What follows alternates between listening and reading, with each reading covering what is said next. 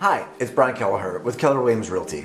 So you've received a lowball offer on your house. How should you respond to that? Well, stick around and watch my video to find out.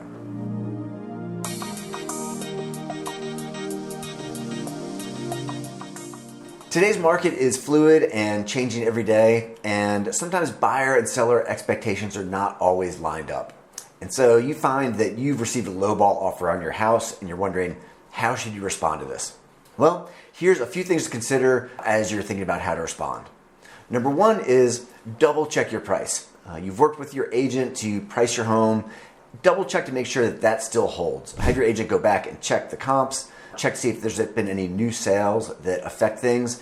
And once you're sure that your price still holds and you think your price is still appropriate, have your agent go back to that buyer's agent and ask them what was their rationale? How did they come up with the price? And share your information with them. Show them how you came up with your price. And sometimes just going back and forth like that and sharing information with the buyer's agent right there can help them raise their offer once they see your rationale for your price.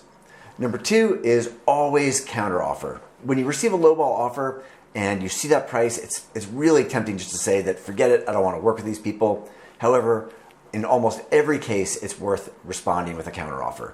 There's a few exceptions to this. Sometimes you just don't feel like the people are being earnest. You feel like they're not acting in good faith. In that case, sometimes it's good to take a pass. However, sometimes people are just throwing out a low offer to begin with, and once you make a counteroffer, you'll find they come up quite a bit. And if they don't, if you find that they really hold to their low offer, you haven't really lost anything. There's not really any risk in making that counteroffer. So try and keep the emotions at bay, and when you receive that low offer, go ahead and make them a counteroffer and see what they say.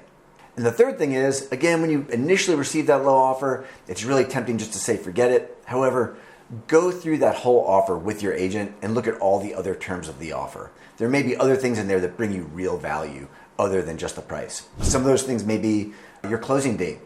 You might need a really fast closing date, or you may need to stay in the house for a few months after closing, and that may have real value to you. Other things might be your inspection terms, getting some of that negotiated up front, or there may be other contingencies in the contract that have been removed. So make sure you go through the whole offer with your agent. Don't just base your reaction and your counteroffer on price alone. So I hope that's helpful information. If you have any questions about any of this, shoot me an email or a text or give me a phone call. And in the meantime, thanks for tuning in and stay in touch.